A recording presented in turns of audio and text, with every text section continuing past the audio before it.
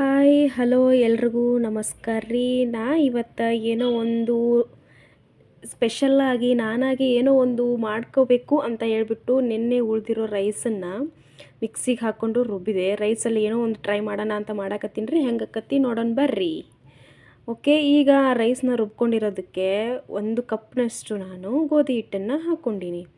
ಆ ಗೋಧಿ ಹಿಟ್ಟಿಗೆ ಸಣ್ಣಗೆ ಹೆಚ್ಕೊಂಡಿರೋ ಎಲ್ಲ ತರಕಾರಿನೂ ಹಾಕ್ತೀನಿ ರೀ. ಏನೇನು ಹಾಕ್ತೀನಿ ಅಂತ ಹೇಳ್ತೀನಿ ಬರ್ರಿ. ಈಗ ಟೊಮೆಟೊನ ಕಟ್ ಮಾಡ್ಕೊಂಡಿದ್ದೆ ರೀ. ಸಣ್ಣಗೆ ಟೊಮೆಟೊನ ಕಟ್ ಮಾಡ್ಕೊಂಡು ಹಾಕಿದ್ದೀನಿ. ನಿಮ್ಗೆ ಎಷ್ಟು ಹದಕ್ಕೆ ಬೇಕೋ ಅಷ್ಟು ಹಾಕ್ಕೊಳ್ರಿ. ಆಮೇಲೆ ಮೆಂತೆ ಇತ್ತು, ಸ್ವಲ್ಪ ಮೆಂತೆನೂ ಚಿಕ್ಕದಾಗಿ ಕಟ್ ಮಾಡ್ಕೊಂಡು ಹಾಕೀನಿ ರೀ. ಅದಾದಮೇಲೆ ಕ್ಯಾರೆಟ್ ಇತ್ತು ರೀ. ಕ್ಯಾರೆಟನ್ನು ಸಣ್ಣಗೆ ತುರ್ಕೊಂಡು ಹಾಕಿದ್ದೀನಿ ರೀ. ಅದನ್ನ ಕಟ್ ಮಾಡಿದ್ರೆ ಅಷ್ಟು ಸರಿ ಅನ್ಸಂಗಿಲ್ಲ, ಅದಕ್ಕೋಸ್ಕರ ಹಾಕಿದೆ. ಅದಾದಮೇಲೆ ಈರುಳ್ಳಿನೂ ಕೂಡ ತೆರ್ಕೊಂಡ್ಬಿಟ್ಟು ಹಾಕಿರೋದ್ರಿ, ನಾನು ತುರ್ದ ಹಾಕೀನಿ. ಅದಾದಮೇಲೆ ಆಲೂಗಡ್ಡಿನೂ ತುರ್ದ ಹಾಕೀನಿ ರೀ. ನಾನು ಇದು ಸಣ್ಣಗೆ ಕಟ್ ಮಾಡೋರು ಅಷ್ಟು ಸರಿ ಅನ್ಸಂಗಿಲ್ಲ, ಅದು ಕುಡ್ಕೊಳಂಗಿಲ್ಲ ಅಂತ ಹೇಳಿ ನಂಗೆ ಹಾಕೀನಿ. ಅದಾದಮೇಲೆ ಮೆಣಸಿನ್ಕಾಯಿನ ತೀರ ಸಣ್ಣದಾಗಿ ಕಟ್ ಮಾಡಿ ಅದ್ರೊಳಗೆ ಹಾಕಿದ್ದೀನಿ ರೀ. ಅದಾದಮೇಲೆ ಶುಂಠಿ ಬೆಳ್ಳುಳ್ಳಿನೂ ಜಜ್ಕೊಂಬಿಟ್ಟು ಹಾಕೀನಿ ರೀ.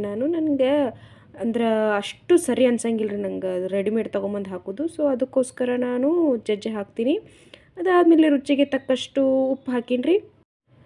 ನೆಕ್ಸ್ಟು ಅದಾದಮೇಲೆ ಸ್ವಲ್ಪ ಲೈಟಾಗಿ ಜೀರಿಗೆ ಹಾಕೀನಿ ರೀ. ಜೀರಿಗೆ ನಿಮಗೆ ಹೆಂಗೆ ಕಂಫರ್ಟ್ ಫೀಲ್ ಇರುತ್ತಲ್ಲ, ನಂಗೆ ಒಂಚೂರು ಕಡಿಮೆನೇ ಹಾಕಿದ್ದೀನಿ ರೀ.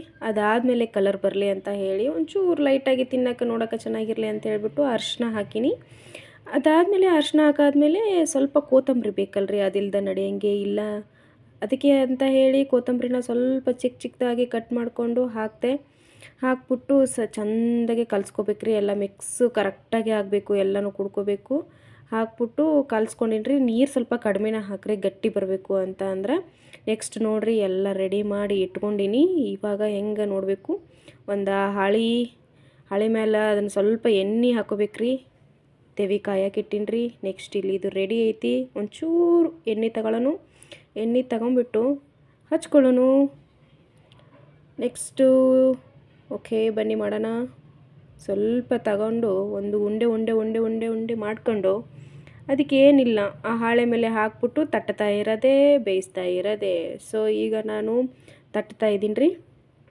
ನೋಡತ್ತೀರಿ, ಒಬ್ಬೊಬ್ರು ಕಂಫರ್ಟ್ ಫೀಲ್ಸ್ ತೀರ ಗಟ್ಟಿಯಾಗಿದ್ದರೆ ಲಟ್ಟಿಸ್ಕೊಳ್ಳಬಹುದು ಒಂದು ಹಾಳೆ ಮೇಲೆ ಹಾಳೆ ಇಟ್ಟು. ನನಗೆ ಸ್ವಲ್ಪ ಮೆತ್ತಗಾಗಿತ್ತು, ಸೊ ಪರವಾಗಿಲ್ಲ, ತಟ್ಟಿದ್ರೆ ನಡೀತದ ಅಂಥೇಳಿ ನಾನು ತಟ್ಟಿಬಿಟ್ಟೆ ರೀ ಕೈಲೇನ. ಅದಾದಮೇಲೆ ಸ್ವಲ್ಪ ತವಾಗೆ ಎಣ್ಣೆ ಹಾಕ್ಬಿಟ್ಟು ಬೇಯಿಸೋಕೆ ಹಾಕಿದ್ದೀನಿ ನೋಡ್ರಿ. ಹಿಂಗಾಗೈತಿ.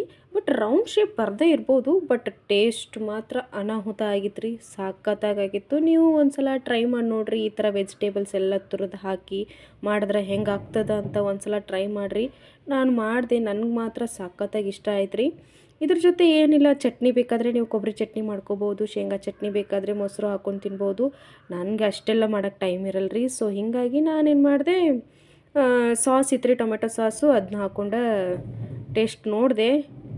ಟೇಸ್ಟ್ ಮಾತ್ರ ಅಲ್ಟಿಮೇಟ್ ಸಖತ್ತಾಗಿತ್ತು ರೀ. ನೋಡಿರಿ ಕಲರ್ ಹೆಂಗೆ ಬಂದದ, ಅರಿಶಿನ ಹಾಕಿ ಇದಕ್ಕೆ ಸಖತ್ತಾಗಿತ್ತು ರೀ. ನೀವು ಒಂದ್ಸಲ ಟೇಸ್ಟ್ ಮಾಡಿ ನೋಡಿರಿ.